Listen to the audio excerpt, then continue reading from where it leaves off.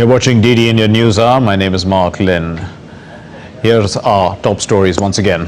The Indian Prime Minister Narendra Modi receives the Grand Cross of the Order of Honor, reflecting the strength of the partnership between India and Greece.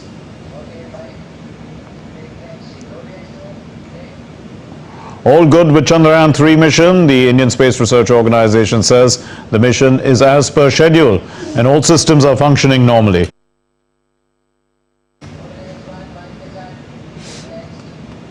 Don't throw radiation-contaminated water into the sea. The protesters fume over Fukushima water release. Japan's foreign minister and the IAEA chief have held their first online meeting since the water release.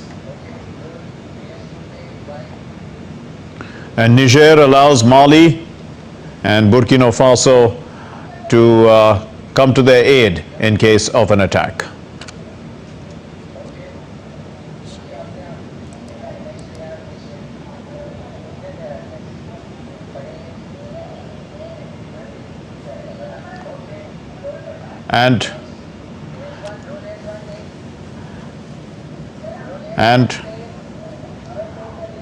And here we have the Indian Olympic gold medalist javelin thrower Neeraj Chopra qualifying for the men's javelin throw event at the World Athletics Championship.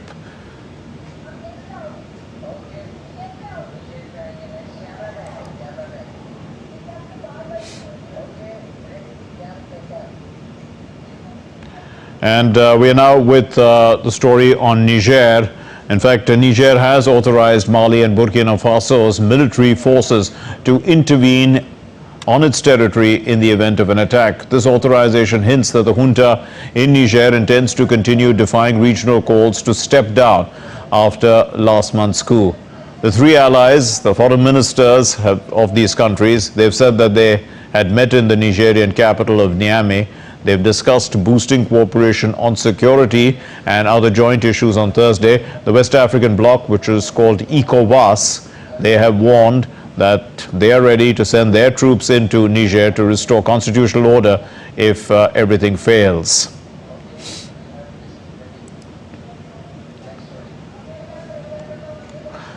And we are going to be joined by Tessie Mekende now, who's joining us from Jos with more on this story. Tassim, so Burkina Faso, so Niger, Burkina Faso and Mali are ready to join forces. Does this have a deterrent value, or, you know, is ECOWAS also still threatening force?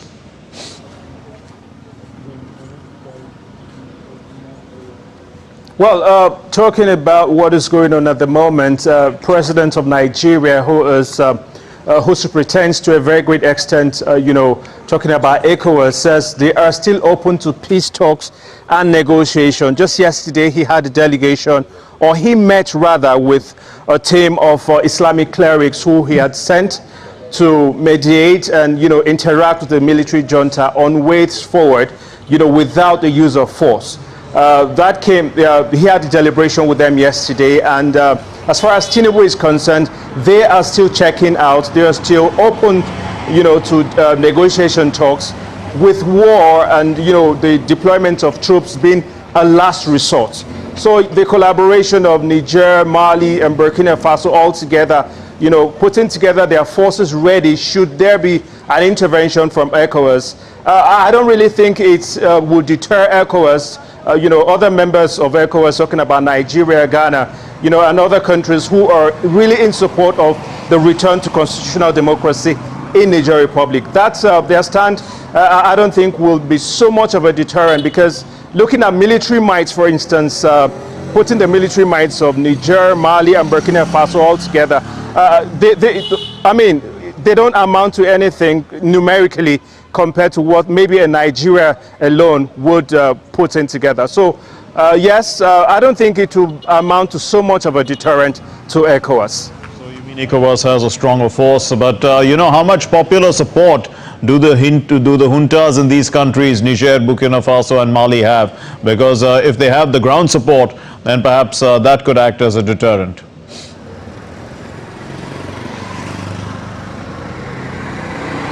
Yes, indeed, talking about support, there have been protests in support and against the junta, or the junta, in Niger Republic, and of course in Nigeria, parts of Nigeria, talking about Ghana, Katsina State, border countries in the northern part of Nigeria, which, borders Niger Republic. So yes, to answer you, affirmatively, there are protests, there are those who are in support of the military action or, the junta in Niger Republic. There are also those who are against it. I can be categorical as to whether there's more support to the junta or not. But yes, there are factions both on the opposing side and on the supporting side. ECOWAS stands, and as a big brother, the regional bloc, across West Africa, their stand remains that constitutional democracy must remain in Niger Republic. They are open to talk, dialogue, but should that fall out, I mean, they won't stop at, applying military force. We'll leave it there. Thank you very much. Thasi Makende joining us from Jos in Nigeria. The United States is going to be providing training to the Ukrainian pilots who are flying F-16 fighter jets. More and more allies are pledging these fighter jets to the warhead nation. Rishabh Sharma brings us this report. Allies of Ukraine are coming together to provide military support to the war-hit nation. After Denmark and the Netherlands, the United States is the latest country to have pledged F-16 fighter jets to Ukraine.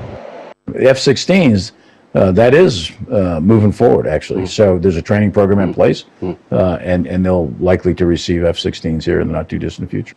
The Pentagon has also said that they will provide training to Ukrainian pilots for the F-16 fighter jets. The training will begin as early as October. The Department of Defense is announcing today that the United States will soon begin training Ukrainians to fly and maintain F-16 fighter aircraft in support of the international effort to develop and strengthen Ukraine's long-term defenses. Scandinavian country Norway has said that it also will send its US-made F-16s to Ukraine. Finally, Mr. President, based on our dialogue, we have made a decision to donate Norwegian F-16 fighter jets, and we are in a discussion now about when and how. More and more countries are joining hands to provide military aid to Ukraine as its conflict with Russia continues.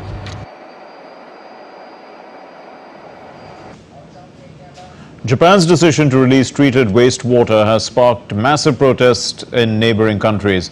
The release of the contaminated water into the Pacific Ocean has prompted retaliation from Beijing. And the move, which Japan insists is safe, has led to China now imposing a complete import ban from Japan.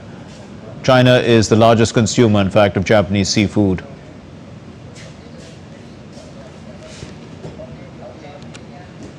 The Japanese Foreign Minister Yoshimasa Hayashi has talked to the International Atomic Energy Agency Director General Rafael Grossi in a video conference. This happened a short while ago, and the meeting comes after Japan started releasing the treated radioactive water from the Fukushima nuclear power plant into the Pacific Ocean on Thursday.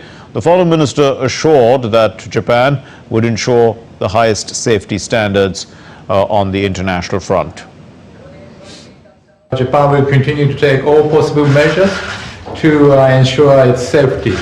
So we will also ensure, with the IAEA's continued involvement, that the discharge that adversely affect human health or environment would never happen.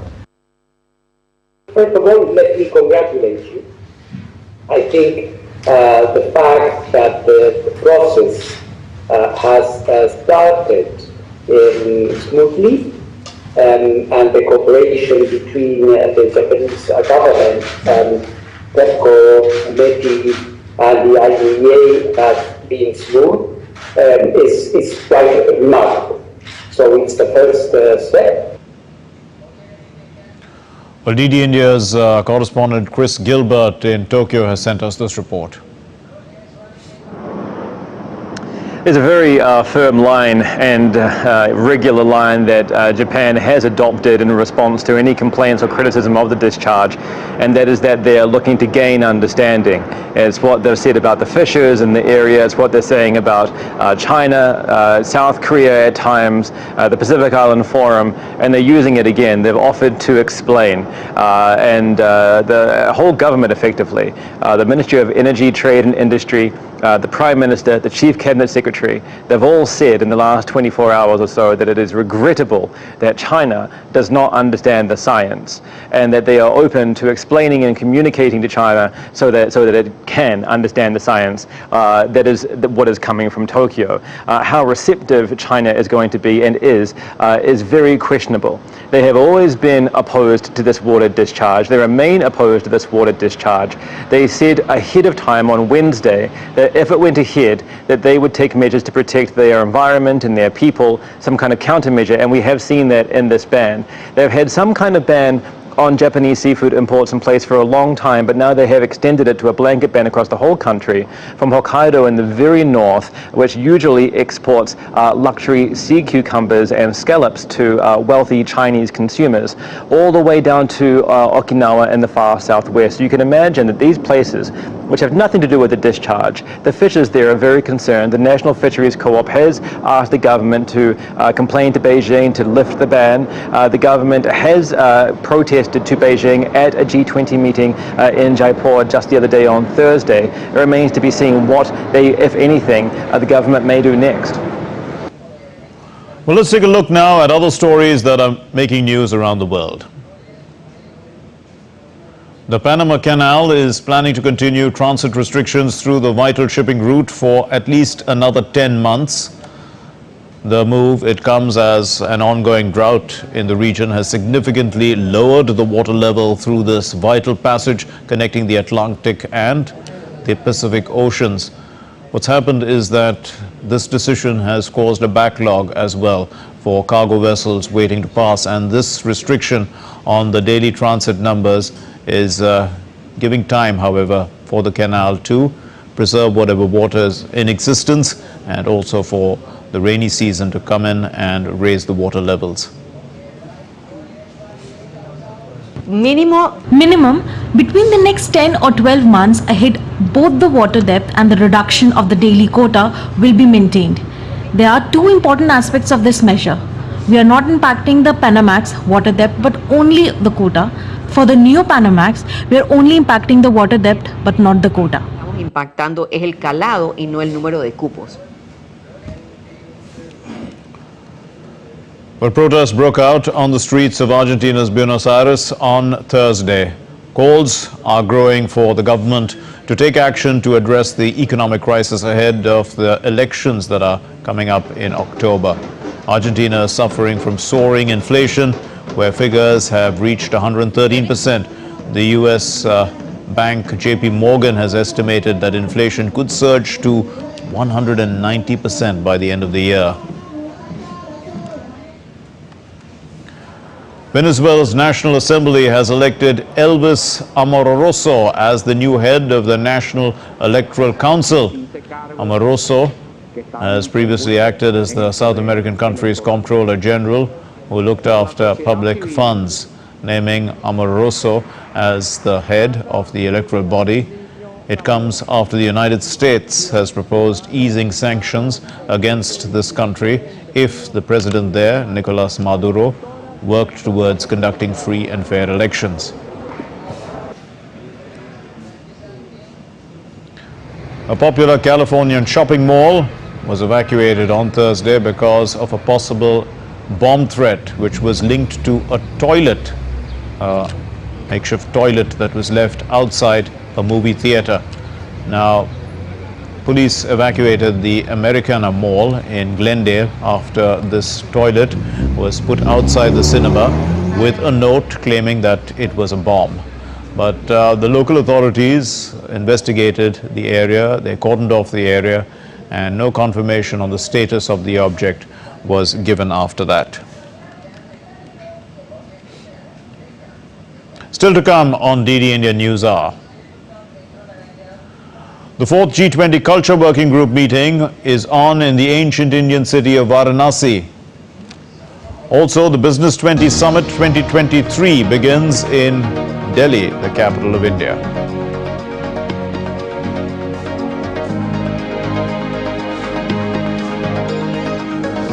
And the ongoing Hollywood strike has delayed the sequel of the big budget movie Dune until March.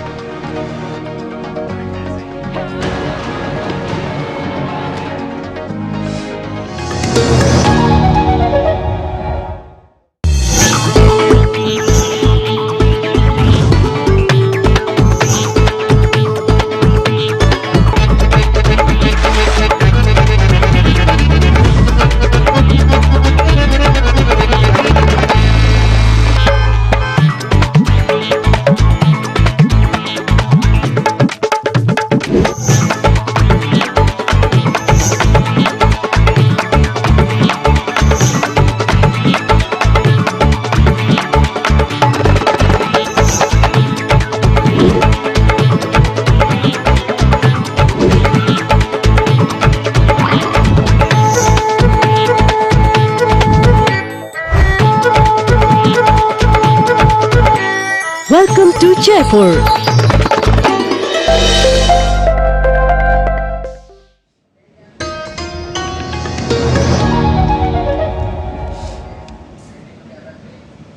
You're watching DD India News Hour. My name is Mark Lynn. Greek firefighters continue to battle a blaze spreading outside Athens. In fact, Prime Minister had mentioned this in his press statement. Over 200 firefighters with 65 vehicles, 2 aircraft and 5 helicopters are working to douse over 100 wildfires. The government has faced criticism for its response to the situation.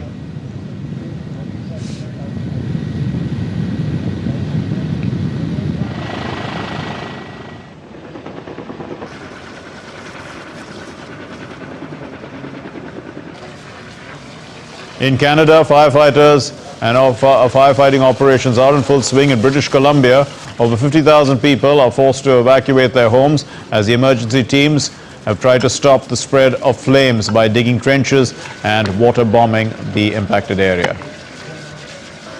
And the U.S. Weather Department officials have issued a red flag warning for wildfires in the Pacific Northwestern state of Oregon. It means that certain weather conditions may fuel the risk of fire. Satellite images, they show smoke from Oregon's wildfires near Portland.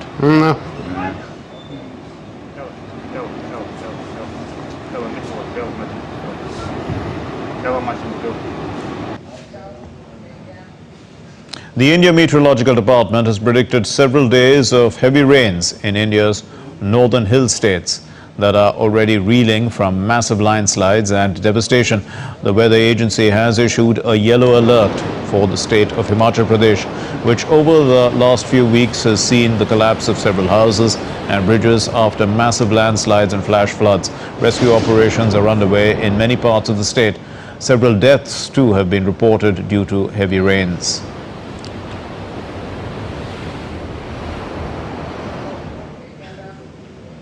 On to stories related to G20 presidency. The fourth G20 Culture Working Group meeting began on Thursday with 170 delegates from G20 member countries, invited countries, and international organizations in attendance. Delegates in the Indian city of Varanasi are working on a draft of the ministerial declaration ahead of the upcoming Culture Ministers meeting to be held on Saturday. We gathered here in the ancient city that has been a melting pot for cultures, philosophy, spiritualism for millennia and above. It is befitting that we find the importance of culture in global policy making, and this is of particular interest to all of us. Had it not been for love of India, this culture working group would not be working so hard. And that was the Indian Minister of State for External Affairs and Culture, Meenakshi Lekhi, who addressed the group meeting under India's presidency on Thursday.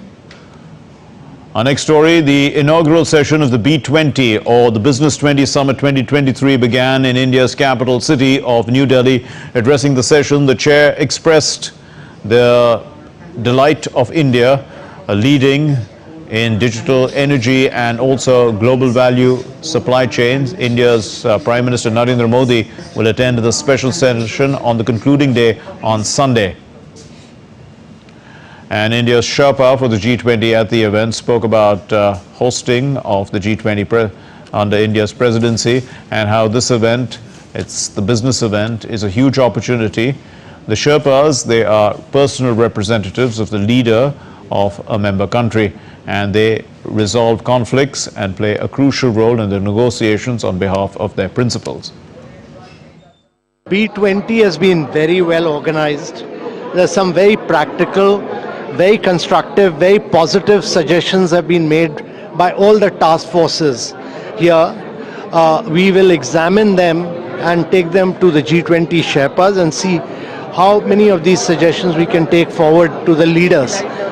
So I would like to take this opportunity to compliment Mr. Chandrasekhar and the entire team for doing a lot of hard work. This B20 has been the best organized B20 ever. We've compared their outcomes, their recommendations. I think this is the best held B20 with the finest, very positive, progressive, forward-looking recommendations on a range of issues, starting from inclusion to climate to sustainable development goals to technological transformation to women empowerment. All these are key goals of India's presidency, and on all of them B20 has made very positive recommendations. India's capital, New Delhi, is gearing up to host the G20 Summit 2023 with preparations in full swing as the city is being decorated to welcome world leaders, while security is being significantly tightened in and around the summit venue. The meeting will take place on September the 9th and 10th. Comprehensive virtual help desk for all the users, those who are visiting Delhi as a delegates also, as a tourist also, as well as citizens of Delhi, as well as other outsiders who are coming to Delhi. We will be launching a virtual help desk. As the screen shows, we will providing information about various services, including transportation services. In transportation services, if you want to know about how you have to commute from airport to the venue or to the various hotels, or if you want to go to certain markets, or if you want to visit hospitals, there will be link in the help desk. Our major focus is how we can provide better services and information to the users, especially concerned with the G20 summit. What's still to come on DD India News Hour? Neeraj Chopra qualifies for the javelin final in the World Athletics Championship with his season best throw of 88.77 meters.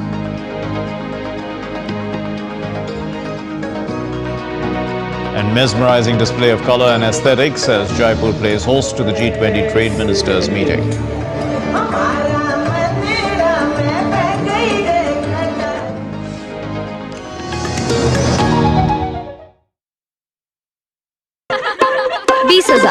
$20,000 okay दोनों? No no 10 का एक। इतना cash नहीं है। कोई बात नहीं, हम यूपीआई भी लेते हैं। मेरा पेमेंट ऐप अलग है। कहीं जूते वापस मिलने की जगह जूते पड़ न जाए। ऐप दूसरा हो या तीसरा, चाहिए बस यूपीआई। आपका मोबाइल नंबर ही बन सकता है आपका यूपीआई नंबर, और अब किसी भी पेमेंट ऐप से कोई भी पेमेंट ऐप पर यूपीआई चलेगा।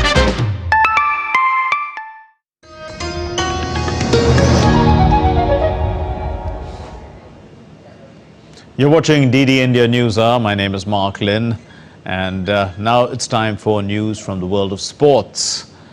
Let's begin with Neeraj Chopra, and the Tokyo Olympics gold medalist Neeraj Chopra has qualified for the final of the men's javelin at the World Athletics Championship. Neeraj Chopra threw his season best of 88.77 meters in his first attempt after going 17th in Group A of the qualification in men's javelin at Budapest's National Athletics Center in Hungary. It was well above the automatic qualification mark of 83 meters, and Chopra had come agonizingly close to becoming India's first world champion in any athletics discipline at the 2022 World Championship in Oregon, but had to settle for a silver medal after finishing second to Grenada's Anderson Peters.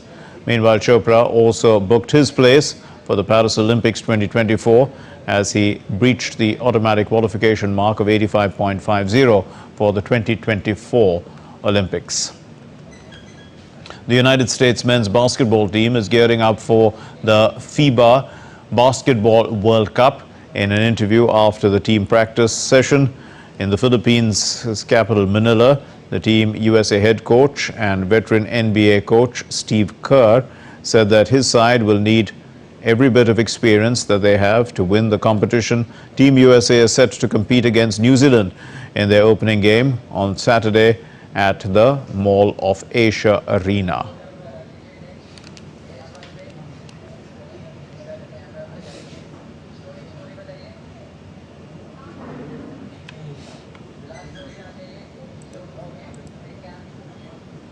Well, foreign delegates were in for a visual delight at the historic Amer Fort in Jaipur, the pink city of India, playing to the tunes of the Thar Desert mixed with modern music. The delegates of the G20 enjoyed this musical treat at the fort, which symbolizes the Rajput architecture and grandeur of the Kachwa dynasty.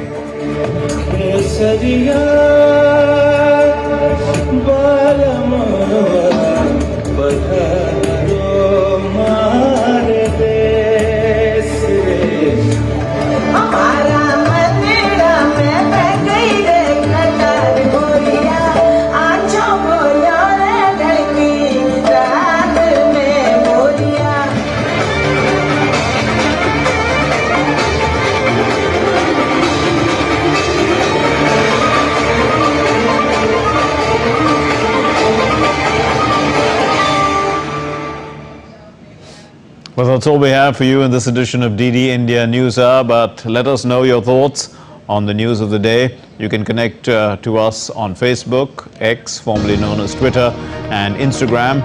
We'll be back with more news as it breaks here on DD India. My name is Mark Lynn from all of us here in Delhi. Thanks for watching DD India News Hour.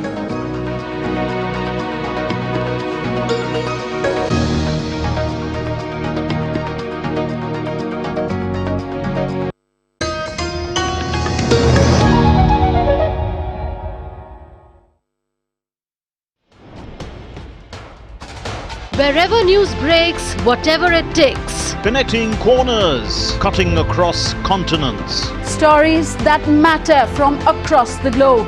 Accurate, authentic journalism that serves you right. From politics to glamour, from sports to world affairs, with a fusion of aesthetics and substance. Introducing news in a new avatar. Experience the world through a new lens. Stay tuned to DD India for an exciting journey beyond borders.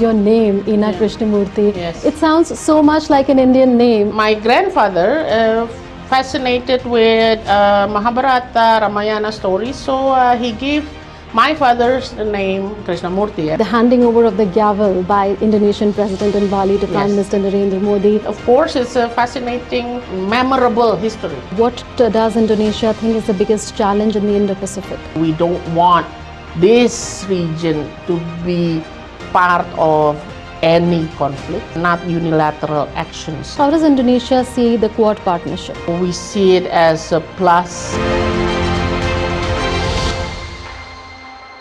Namaste India. Namaste land. Marhaban ila al-Hind. Zari India. Salam India. Namaste India. Namaskar Bharata.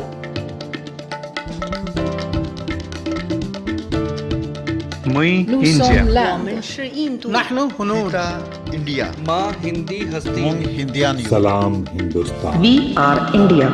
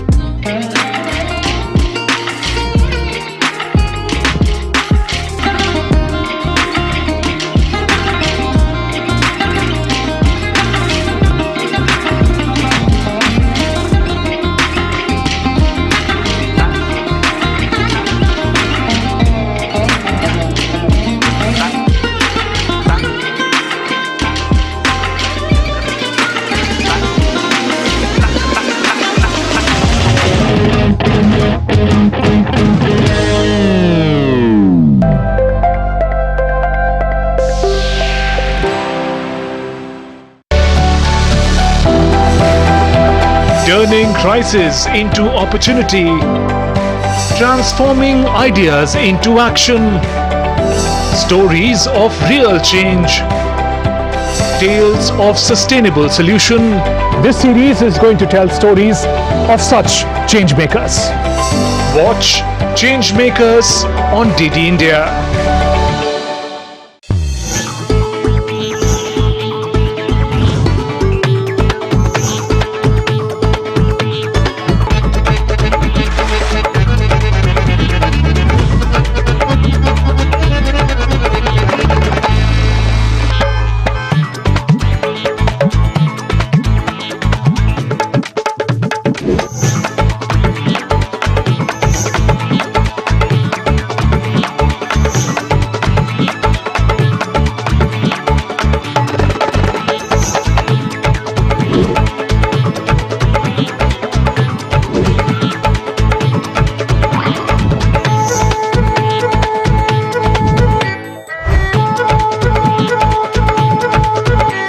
Welcome to Jaipur.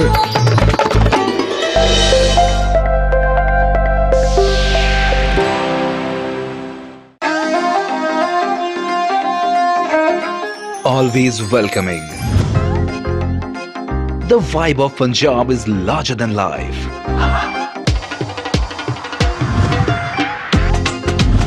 Warm up to grandeur that's beyond compare.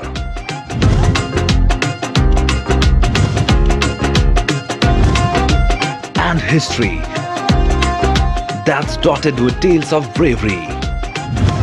Smiling soul of India, where music, art, cuisine and culture comes together to create an unforgettable impression. Punjab is all set to win your hearts with its unique and colorful extravaganza.